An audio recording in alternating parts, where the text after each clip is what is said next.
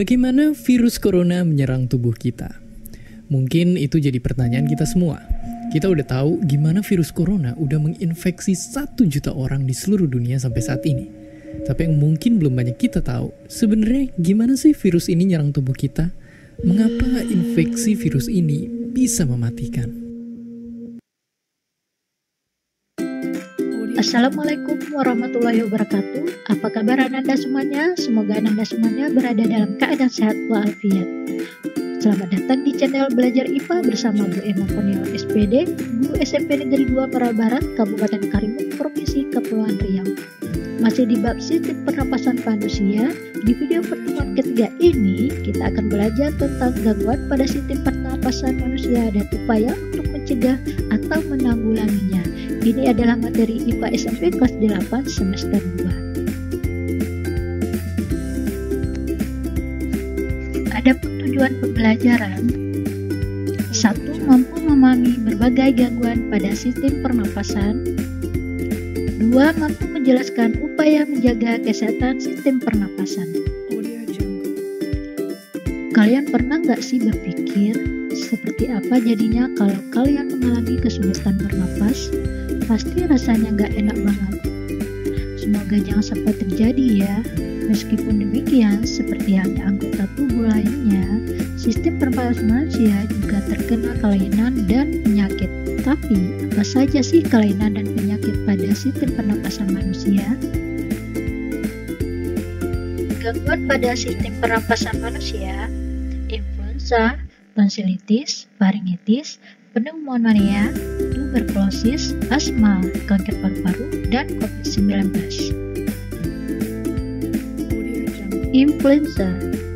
Influenza merupakan penyakit infeksi influenza virus dengan gejala umum: demam dengan suhu lebih dari 39 derajat Celcius, pilek, bersin-bersin, batuk, sakit kepala, sakit otot, dan rongga hidung terasa gatal. Virus influenza keluar dari tubuh seseorang dengan batuk dan pilek, kemudian disebarkan melalui udara. Selain itu, virus juga dapat menularkan ketika seseorang menyentuh permukaan yang terkontaminasi virus. Kemudian orang tersebut menyentuh mulut dan mata. Dengan kondisi hidung tersumbat, penderita influenza akan kesulitan bernapas. Agar tidak mudah tertular influenza, rajin mencuci tangan dengan sabun, selalu gunakan masker saat berkendaraan. Tonsilitis atau amandel. Secara normal, tonsil akan menyaring virus dan bakteri yang akan masuk ke dalam tubuh bersamaan dengan makanan atau udara. Apabila daya tahan tubuh dalam kondisi lemah, virus dan bakteri dapat menginfeksi tonsil sehingga dapat menyebabkan penyakit tonsilitis. Virus yang dapat menyebabkan tonsilitis yaitu adenovirus, rhinovirus, influenza, dan coronavirus.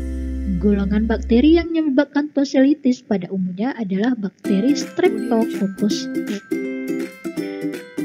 Gejala tonsilitis yaitu tenggorokan, tonsil mengalami peradangan, batuk, sakit kepala, sakit pada bagian leher atau telinga, dan demam.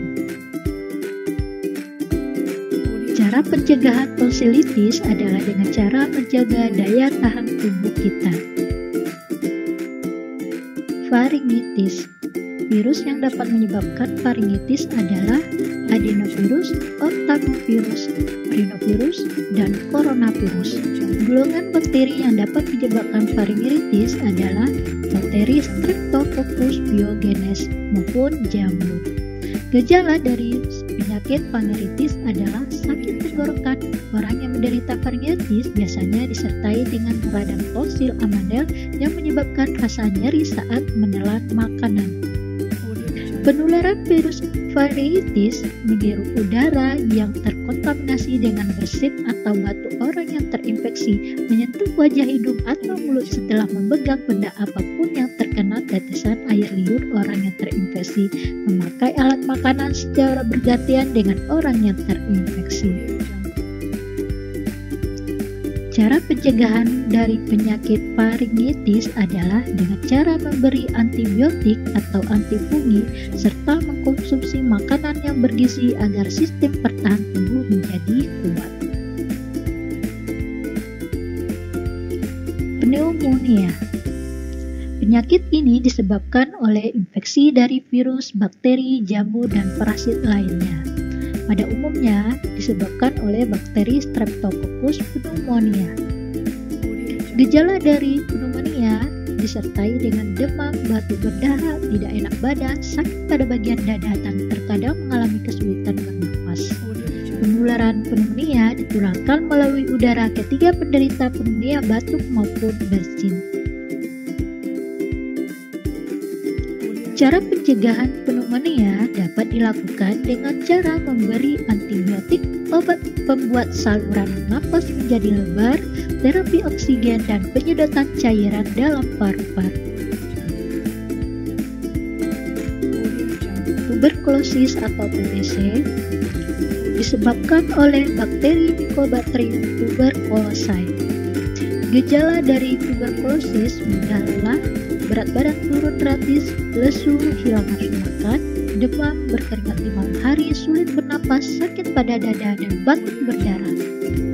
Penularan dari TBC ketika bakteri masuk ke paru-paru, bakteri akan menyebabkan infeksi sehingga memicu sistem imun untuk bergerak menuju area yang terinfeksi dan memakan bakteri tersebut. Jika daya imun lemah, maka dapat masuk ke peredaran darah dan sistem limfa untuk menginfeksi organ lain. Cara pencegahan dari TBC adalah dengan menggunakan masker, menghindari orang yang terkena TBC, dan menjaga daya tahan tubuh. Asma. Penyebab dari asma adalah faktor lingkungan atau zat pemicu alergi, yaitu asap rokok, debu, bulu hewan peliharaan, dan lain-lain. Gejala dari asma adalah batuk, napas berbunyi, napas pendek, dan sesak napas.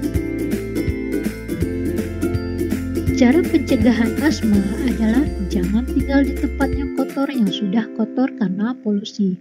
Jangan memelihara binatang yang baunya banyak dan halus, misalnya kucing, kelinci, dan sebagainya.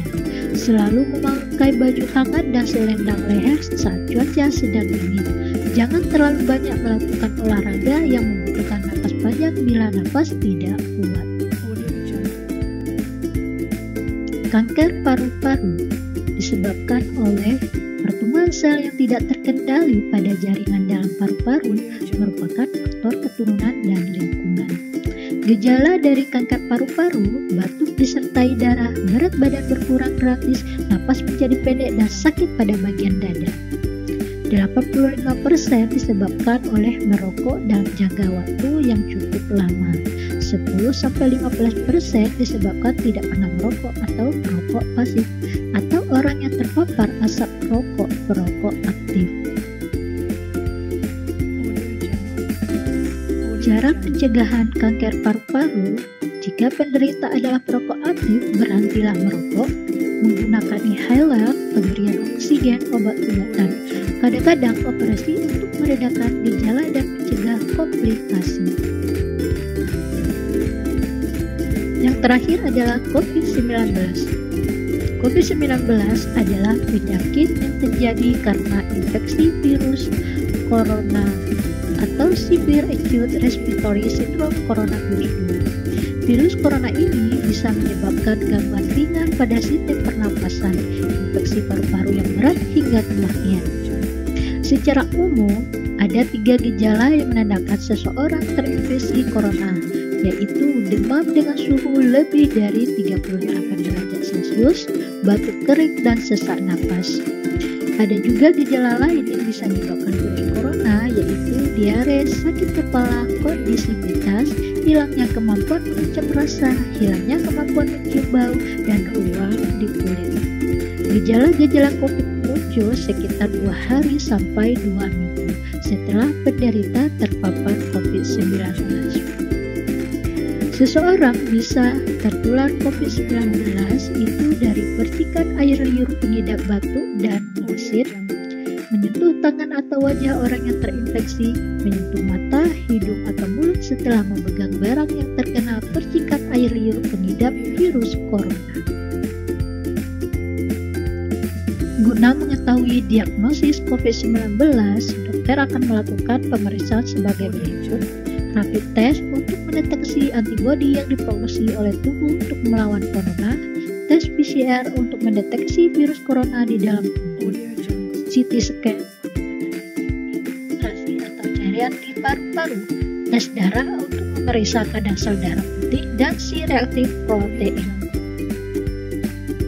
Sampai saat ini belum ada vaksin untuk mencegah infeksi virus corona, namun setidaknya ada beberapa cara yang bisa dilakukan untuk mengurangi risiko terjangkit virus ini.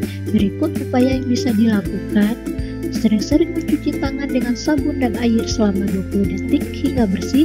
Hindari menyentuh wajah, hidung, atau mulut saat tangan dalam keadaan kotor atau belum dicuci. Hindari kontak langsung atau berdekatan dengan orang yang sakit. Hindari menyentuh hewan atau unggas liar. Membersihkan dan mensterilkan permukaan benda yang sering digunakan. Tutup hidung dan mulut ketika bersin atau batuk dengan pisau. Kemudian dalam keadaan sakit, kenakan masker dan segera berobat ke fasilitas kesehatan ketika mengalami gejala penyakit saluran pernapasan. Selain itu, kamu juga bisa memperkuat sistem kekebalan tubuh dengan mengkonsumsi vitamin dan suplemen sebagai bentuk pencegahan dan virus ini. Cukup sekian anak-anak ibu materi kita pada kesempatan ini. Untuk kesimpulan, gangguan pada sistem pernapasan adalah influenza, tonsillitis, faringitis, pneumonia, tuberkulosis, TBC, asma, kanker paru-paru, COVID-19. 2. Upaya menjaga kesehatan sistem pernapasan: menjaga lingkungan tetap bersih, rutin berolahraga, perbanyak konsumsi sayur dan buahan, istirahat dengan cukup, salah satunya dengan tidur, gunakan masker saat berpergian, jangan merokok, jangan minum minuman beralkohol. Terima kasih telah menonton video pembelajaran ini. Semangat selalu Anda semuanya. Semoga kita selalu terhindar dari COVID-19. Wassalamualaikum warahmatullahi wabarakatuh.